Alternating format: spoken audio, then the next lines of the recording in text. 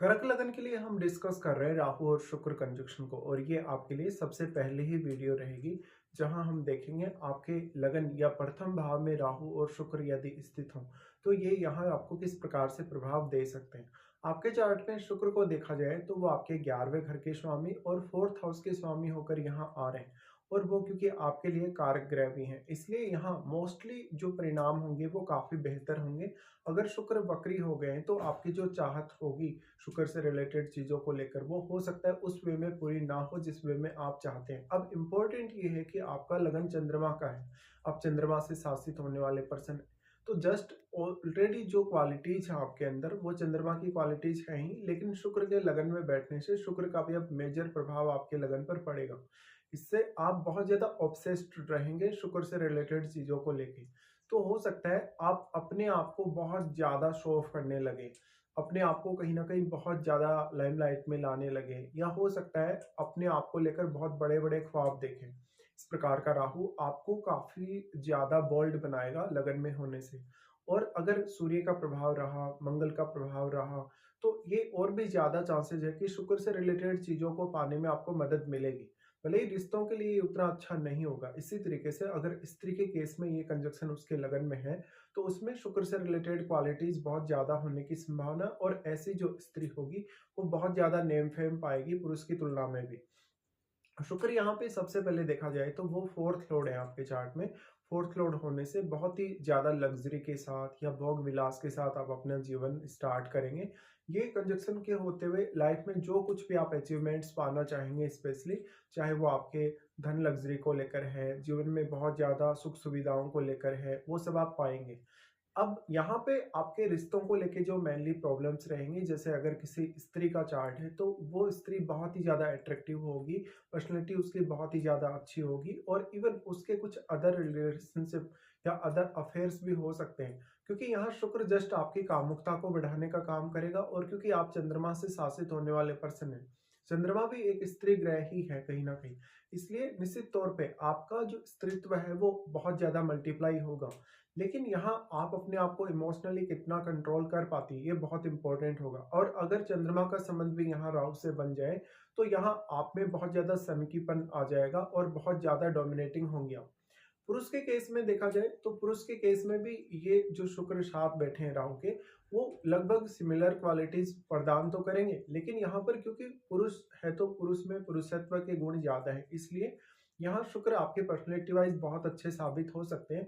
लेकिन जब आप मैरिड लाइफ की बात करते हैं, अपने जीवन साथी की बात करते हैं, या जीवन साथी के साथ जब रिलेशनशिप की बात आती है, तो हो सकता है शुक्र का यहाँ प्रभाव कुछ हद तक आपको असंतुष्ट रखे अपने जीवन साथी से। अब इम्पोर्टेंट ये भी है कि आपको सप्तम भाव को भी फिर उसके लिए देखना होगा, और बाकी सारे आपके जो रिलेशन है, जैसे फैमिली के साथ रिलेशन है, आपके जहाँ भी आप काम करेंगे वहाँ उन लोगों के साथ आपका रिलेशन है, अपने कलीग्स वगैरह के साथ या बॉस वगैरह के साथ, तो सारे के सारे जो आपके रिलेशन है वो आपके लिए काफी मैटर करते हैं। बट पुरुष होने के केस में आप में शुक्र से रिलेटेड स्किल्स या शुक्र से रिलेटेड क्रिएटिविटी बहुत ज्यादा होने की संभावना होगी। यहाँ पे शुक्र क्योंकि अब 11वें घर के लॉर्ड है तो आप जीवन में जो कुछ एक्सपेक्ट करेंगे उसको पाने की पूरी पूरी कोशिश करेंगे। अगर शुक्र यहाँ वक्री होकर नहीं बैठे हैं तो आप वो सब पाएंगे भी जो आप अपेक्षा रखते हैं। लेकिन यहाँ अन्य ग्रहों का रोल भी उतना ही ज्यादा इंपॉर्टेंट होगा। मेनली अब राहु या शुक्र के साथ यहाँ कोई भी अन्य ग्रह अगर स्थित है तो उस ग्रह की क्वालिटीज भी काफी मल्टीप्लाई होंगी, और अगर वो ग्रह आपके लगन में ही बैठा है, अगर वो राहु का एक मित्र ग्रह है तो आपके लिए ज्यादा बेटर होगा। बट अगर राहु का मित्र ग्रह नहीं है, उस केस में आपको उन भावों को देखना होगा जिन भावों को वो ग्रह रिप्रेजेंट कर रहा है, या जिन भावों का स्वामी होकर वो ग्रह यहाँ आपके लगन में आ गए हैं, क्योंकि उन भावों को लेके आपको एक्सपेक्टेशन बहुत ही ज्यादा हाई रहेंगी। लेकिन अगर ग्रह राहु का मित्र ग्रह नहीं है तो उस वे में आपकी एक्सपेक्टेशंस पूरी हो नहीं पाएंगे जिस वे में आप स्वयं चाहते हैं। यहाँ पे कुछ हद तक आप अपने रिश्तों को लेके, आप अपने जो भी रिलेशंस हैं उनको लेके बहुत ही ज़्यादा ऑब्सेस्ड रहेंगे। ऐसे में कभी कभी आप अपना एक गलत पार्टनर भी चुन सकते हैं मैरिज करते समय। तो यहाँ किसी के साथ भी डील करते हुए, या इवन जब भी आप अपने पर्सनल कोई भी डिसीजन लें अपने रिलेशनशिप को लेके, मैरिड लाइफ को लेके, करियर वगैरह को लेके, या इंडिविजुअली कोई भी अन्य डिसीजन, तो उसमें आपका कहीं ना कहीं जो नॉलेज है, आपका जो क्रिएटिव स्किल्स है वो बहुत ही ज़्यादा मैटर करेगा। अब यहाँ जो भी ग्रह आपके लगन में आएगा वो ग्रह आपके चार्ट में किसी ना किसी भाव का स्वामी अवश्य है, तो आपका उन पर्टिकुलर हाउसेस से रिलेटेड जो टैलेंट है आप में वो जरूर बढ़ेगा। अब यहाँ देखना होगा कि जो ग्रह है वो किस प्रकार की प्रवृत्ति वाला है और वो कौन-कौन से भाव को रिप्रेजेंट कर रहा है। मेनली उन भावों के लिए आप बहुत ज़्यादा ऑब्सेस्ड होंगे जिनमें बहुत कुछ पाने के लिए। अब शुक्र यहाँ पे क्योंकि 11वें घर के और 4th हाउस के स्वामी हैं, इसलिए इन भावों को लेके आप जीवन में बहुत ज़्यादा ऑब्सेस्ड भी नज़र आएँगे और शुक्र के राहु के साथ होते हुए इवन आपका विदेश से डायरेक्टली इनडायरेक्टली या तो कोई संबंध होगा या तो बिज़नेस अगर आप करेंगे तो उसके थ्रू भी आपका विदेश से कोई कनेक्शन हो सकता है, या फिर अगर राहु की महादशा आती हो तो उस केस में भी आपको ये सब देखने को मिलेगा। अब आपके लिए शुक्र यहाँ बहुत ज़्यादा इंपॉर्टेंट है। अगर मान लो शुक्र वक्री होके राहु के साथ बैठेंगे तो समझ लो कि आपका शुक्र उतना अच्छा प्रभाव यहाँ नहीं देगा, क्योंकि वक्री होने के केस में जो शुक्र का मोमेंट होगा वो राहु के साइड ही होगा, राहु के साथ ही होगा। तो राहु और शुक्र फिर दोनों ही आपके 12वें भाव की तरफ गति कर रहे हैं। लेकिन अगर शुक्र आपका मार्गी स्थिति में है या सामान्य स्थिति में है तो शुक्र आपका सेकंड हाउस की तरफ गति कर रहा है, जबकि राहु आपके 12th हाउस की तरफ गति कर रहे हैं। तो शुक्र के वक्री होने के केस में मैरिड लाइफ के डिस्टर्ब होने या रिलेशनशिप के डिस्टर्ब होने के चांसेस काफी ज्यादा बढ़ जाते हैं, और इवन आप अपने गलत पार्टनर चुन लें इस बात के भी चांसेस बहुत ज्यादा बढ़ जाते हैं। अब अगर हम दृष्टियों के हिसाब से विचार करेंगे राहु और शुक्र की, तो राहु सबसे पहले आपके पंचम भाव पे अपना दृष्टि डालते हैं और ये 5वीं दृष्टि ही डाल रहे हैं आपके पंचम भाव पे।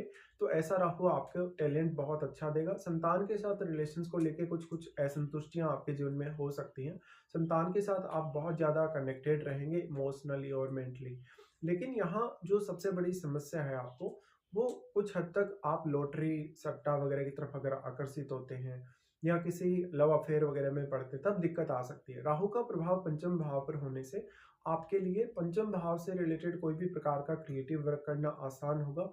और पंचम भाव आपका अगर देखा जाए तो वो मंगल का घर है। मंगल का घर होने की वजह से जब भी इस प्रकार से इस साइन वृश्चिक राशि पर जब राहु अपना प्रभाव डालते हैं तो वो आपको काफी ज्यादा स्किल्स प्रदान करते हैं। बट ये काफी सेक्रेट राशि है। सेक्रेट होने की वजह से कभी कभी आपको अपना टैलेंट खुद तो मालूम रहेगा, लेकिन अपनी पूरी की पूरी टैलेंट को आप दूसरों के सामने कभी भी जाहिर नहीं करना चाहेंगे। और वैसे भी लगन में राहु है तो आप काफी चतुर और चालाक हैं। इसलिए जो भी आपका टैलेंट है आपके अंदर या जो भी आपकी सोचने समझने की क्षमता है, निर्णय लेने की जो क्षमता है, वो लोगों के सामने उस वे में नहीं आ सकेगी जितनी आपकी क्षमता है। अब राहु और शुक्र दोनों का ही प्रभाव सप्तम भाव पर भी रहेगा। अब सप्तम भाव में केतु स्थित होंगे। जितना भी एनर्जी यहाँ सप्तम भाव को प्राप्त हो रहा है वो सारा का सारा एनर्जी केतु एब्जॉर्ब कर रहे हैं। और केतु के साथ भी अगर कोई प्लेनेट आपके सप्तम भाव में बैठा है तो वो प्लेनेट आपके चार्ट में जिन जिन भावों का स्वामी है उन भावों की सारी जो एनर्जी है वो भी यहाँ केतु एब्जॉर्ब कर रहे हैं कहीं ना कहीं, क्योंकि उन भावों का कनेक्शन आपके सप्तम भाव से बन गया। और अगर केतु के साथ कोई फायरी प्लेनेट बैठ गया तो आपका इवन सेपरेशन होना या डिवोर्स होने की संभावना बहुत ही ज़्यादा बढ़ जाएगी। और क्योंकि लगन में भी राहु और शुक्र बैठे हैं तो उस केस में आपको बहुत ज़्यादा सावधानी रखनी होगी। हालांकि अपनी महादशा को भी आप इसमें जरूर चेक करें। अब शुक्र यहाँ बैठे हैं राहु के साथ तो शुक्र की क्वालिटीज बहुत ही ज्यादा मल्टीप्लाई हुई हैं।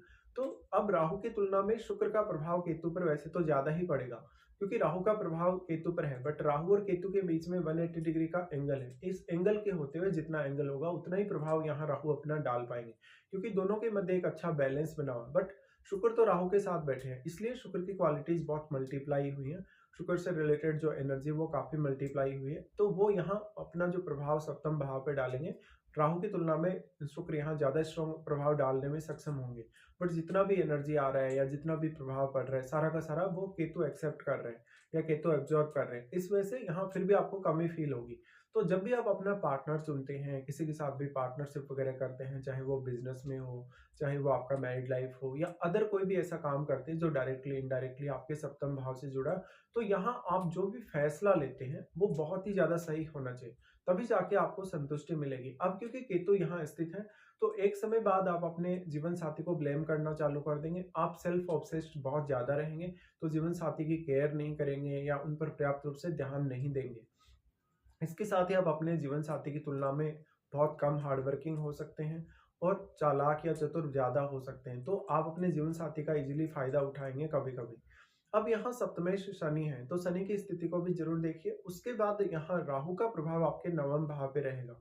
तो राहु का प्रभाव नवम भाव पे होने से लंबी दूरी की यात्रा हो, चाहे आपके हायर स्टडीज वगैरह हो, अदर स्टेट में सेटल होना हो, इवन विदेश में सेटल होना हो, उसके लिए आप ये विचार कर सकते हैं। राहु का प्रभाव नवम भाव पर होने से अक्सर जीवन में यात्रा करने का मौका आपको लगातार मिलता रहेगा और उन मौकों को आप काफी ज्यादा फायदे के रूप में भी तब्दील करेंगे।